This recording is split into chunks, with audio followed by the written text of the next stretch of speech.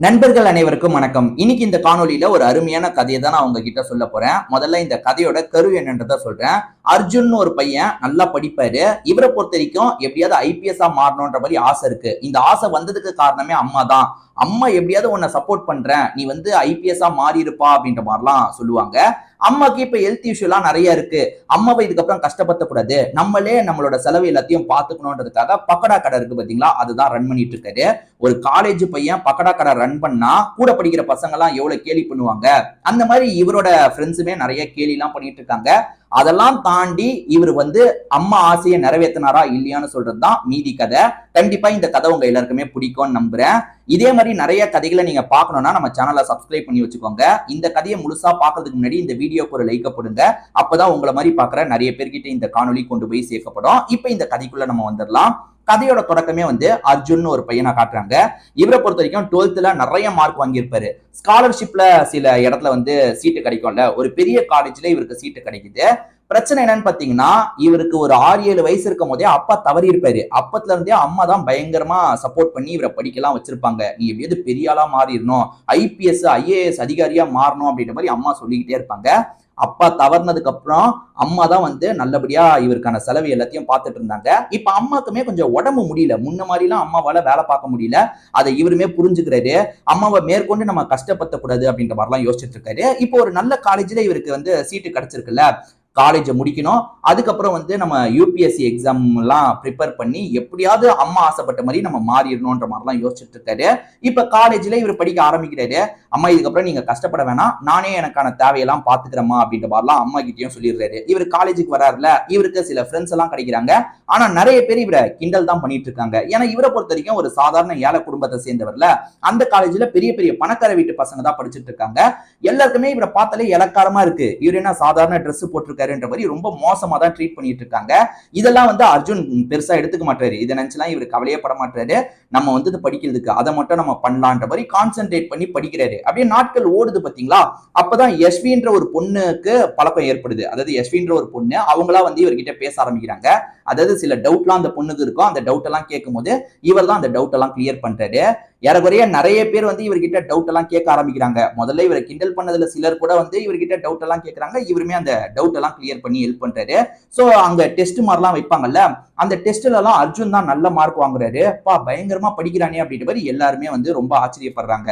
யஸ்வின்ற ஒரு பொண்ணு இவர்கிட்ட டவுட் எல்லாம் கேட்டாங்கல்ல, அவங்க கூடிய சீக்கிரத்திலே இவரோட நல்ல ஃப்ரெண்டா மாறிடுறாங்க. அவங்களுமே நல்லா படிப்பாங்க போல, நல்லா மார்க் எல்லாம் வாங்கிட்டு இருக்காங்க. இவரை பொறுத்த வரைக்கும் அம்மா கிட்ட இதுக்கப்புறம் நீங்க வந்து என் செலவை நினைச்சு கஷ்டப்படாதீங்கம்மா, நான் பாத்துக்கிறேன்ற மாதிரி சொன்னார்ல, பக்கடா கடை வந்து நடத்தலான்ற மாதிரி யோசிக்கிறாரு. அதாவது காலேஜுக்கு கொஞ்சம் தள்ளி இருக்கிற ஒரு இடத்துல தள்ளு வண்டி கடை மாதிரி போட்டு பக்கடா சேல் பண்ணலாம். ஏன்னா வந்து அதுவும் அது மூலியமா கொஞ்சம் காசு கிடைக்கும். நம்ம ஈவினிங்க்கு மேல ஒரு வேலைக்கு போய் என்ன சம்பாதிச்சிட முடியும், நம்மளே ஒரு கடை மாதிரி நடத்தலாம்.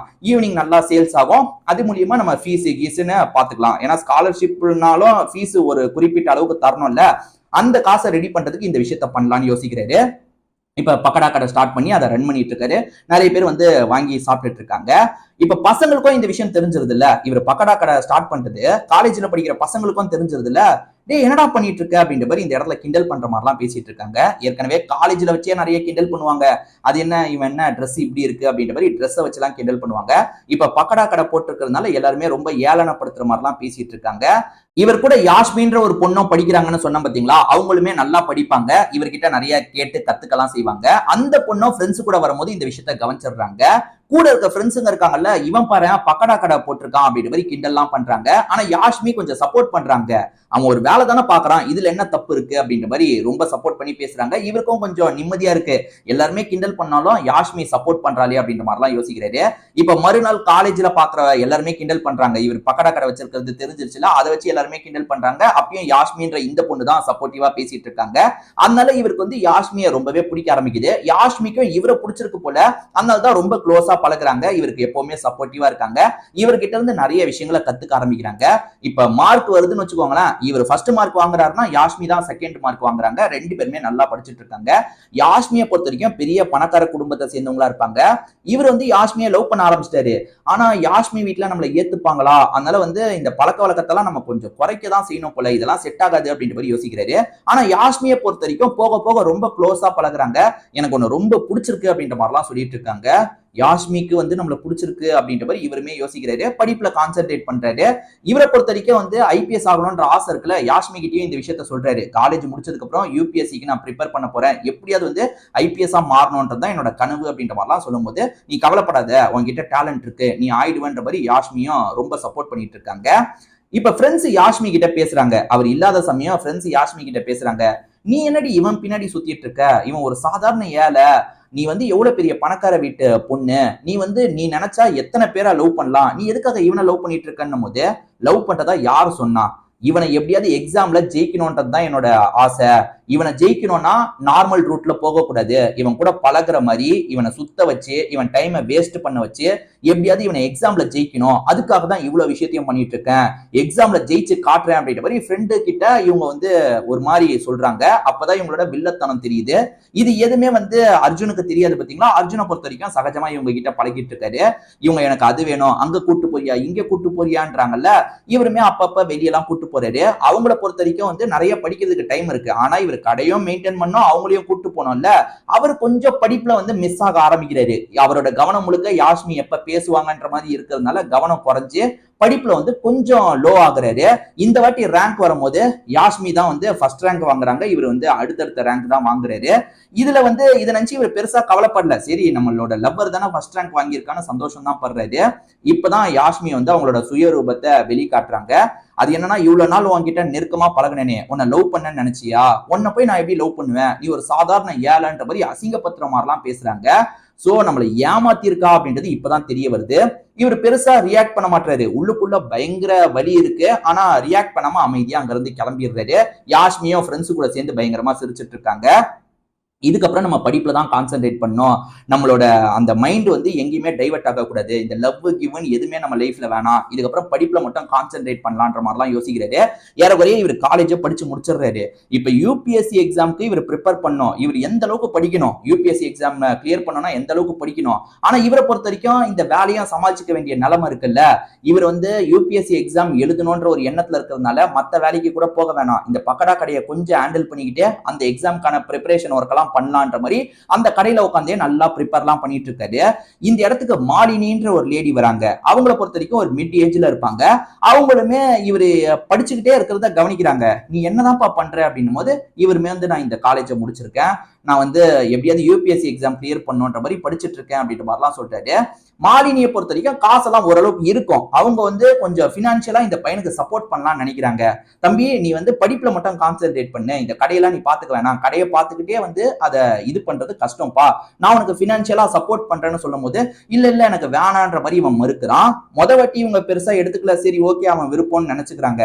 ஆனா அடிக்கடி அவன் படிக்கிறத பார்க்கும்போது இவனுக்கு எப்படியாவது நம்ம சப்போர்ட் பண்ணுன்ற மாதிரி மாலினிக்கு தோணுதுல, நான் சொல்றது கேளுப்பா, இந்த எக்ஸாம் நீ நினைக்கிற மாதிரி இல்ல, நல்லா நிறைய நேரம் படிச்சாதான் கிளியர் பண்ண முடியும், நான் உனக்கு சப்போர்ட் பண்றேன், நாளை பின்ன நீ வந்து ஒரு வேலை பெரிய அதிகாரியா மாறிட்டனா அப்ப அந்த காசை வேணா திரும்பித்தா, நான் கடன் தந்த மாதிரி நினைச்சுக்கிறேன் அப்படின்னும் போது ஒரு ஸ்டேஜ்ல இவனுமே வந்து புரிஞ்சுக்கிறான், ரியாலிட்டியை புரிஞ்சுக்கிறான், நம்ம இந்த வேலை பார்த்துக்கிட்டே எல்லாம் படிக்க முடியாது, ஃபுல் டைம் படிக்கணும், இவங்க ஸ்பான்சர் மாதிரி பண்றேன்னு சொல்றாங்கல்ல, ஏத்து போன்ற மாதிரி ஒரு ஸ்டேஜ்ல ஏத்துக்கிறான். அவங்க மூலியமா காசு கிடைக்குது, இவன் வேலை பார்க்கணும்ன்ற அவசியம் இல்லாம போயிருது. சோ இவனுமே வந்து நல்லா ப்ரிப்பேர் பண்றான்.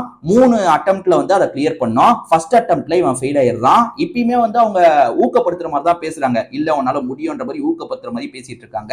இவன் வெறித்தனமா படிச்சுட்டு இருக்கான். அம்மாவுமே பயங்கரமா சப்போர்ட் பண்றாங்க, இந்த டீ குடிச்சிட்டு படி, நீ படிச்சிட்டியாப்பா, அது படிச்சிட்டியாப்பா அப்படின்ற மாதிரி அப்பப்ப இவர்கிட்ட கேட்டுக்கிட்டே இருக்காங்க. இவருமே எல்லாமே படிச்சிட்டமா, இந்த வாட்டி எப்படியாவது கிளியர் பண்ணிடுவேன்ற மாதிரி நம்பிக்கையா பேசுறாரு. இந்த வாட்டி எக்ஸாம்லாம் இவர் எழுதிடுறாரு. இந்த வாட்டி இவர் கிளியர் பண்ணிடுறாரு. சோ ரிசல்ட் வந்து இவருக்கு பாசிட்டிவா வருது. இவர் பயங்கரமா சந்தோஷப்படுறாரு. இதுக்கெல்லாம் காரணம் அந்த மாலினி தானே, அவங்களுக்கு ரொம்ப நன்றி எல்லாம் சொல்லிட்டு இருக்காரு. ஒரு ஸ்டேஜ்ல இவர் ஐபிஎஸ் அதிகாரியாவா மாறுறாரு. இவர் மாறுறத பத்தி வந்து அந்த யாஸ்மின்ற பொண்ணுக்கும் தெரியுது, அதே மாதிரி அந்த காலேஜ்ல கூட படிச்சவங்களுக்கும் தெரியுது. ஐபிஎஸ் அதிகாரியா மாறிட்டான்ற மாதிரி எல்லாருமே அவங்களுக்குள்ள பேசிட்டு இருக்காங்க. இப்ப அந்த யாஸ்மின்ற பொண்ணு இருக்காங்கல்ல, நான் காலேஜ்ல உங்ககிட்ட நடந்துகிட்ட விதத்துக்காக என்ன மன்னிச்சிருன்னும் போது இவர் அதை பெருசா எடுத்துக்க மாட்டாரு, எனக்கு எந்த ஒரு கோபமும் இல்ல, பரவாயில்ல அப்படின்ற மாதிரிலாம் சொல்றாரு. இதை தாண்டி மாலினின்னு ஒருத்தவங்க ரொம்ப ஹெல்ப் பண்ணதா சொன்னோம் பாத்தீங்களா, அவங்களுக்கு நம்ம கடைசி வரைக்கும் நன்றியோட இருக்கணும் அப்படின்ற மாதிரிலாம் யோசிக்கிறாரு. இப்ப வந்து இவர் சம்பளம் எல்லாம் வாங்க ஆரம்பிக்கும் போது அந்த காசெல்லாம் அவங்க கிட்ட தரணும்னு நினைக்கும் போது, இல்லப்பா எனக்கு நீ இந்த காசை தர வேணாம், இதே மாதிரி ஒன்ன மாதிரி வந்து சிலர் வந்து படிக்கிறதுக்கு கஷ்டப்படுவாங்கல்ல, அவங்களுக்கு இந்த காசத்தா, அதாவது அந்த மாதிரி ஒரு 4 பேரை நீ ஊக்கப்படுத்தி அவங்கள நீ எக்ஸாம்ல ஜெயிக்க வச்சனா அதுவே எனக்கு தந்த மாதிரி தான்ப்பா அப்படின்னும் போது இவ்வளவு நல்லவங்களா இருக்காங்களே அப்படின்ற மாதிரி அர்ஜுன் ரொம்ப ஆச்சரியமா அந்த மாலினியை பாக்குறாரு. இதோடயே இந்த கதை முடியுது. கண்டிப்பா இந்த கதை உங்க எல்லாருக்குமே பிடிச்சிருக்கும்னு நம்புறேன். இதே மாதிரி நிறைய கதைகள் நம்ம சேனல்ல இருக்கு. அதெல்லாம் பார்க்கணும்னா நம்ம சேனலை சப்ஸ்கிரைப் பண்ணி வச்சுக்கோங்க. இந்த கதை உங்களுக்கு பிடிச்சிருந்ததுன்னா இந்த வீடியோக்கு கண்டிப்பா ஒரு லைக் போடுங்க. திரும்பி வேற ஒரு காணொலி மூலியமா உங்களை நான் பார்க்கிறதுக்காக வரேன். இப்போ உங்ககிட்ட இருந்து விடைபெறேன். நன்றி, வணக்கம்.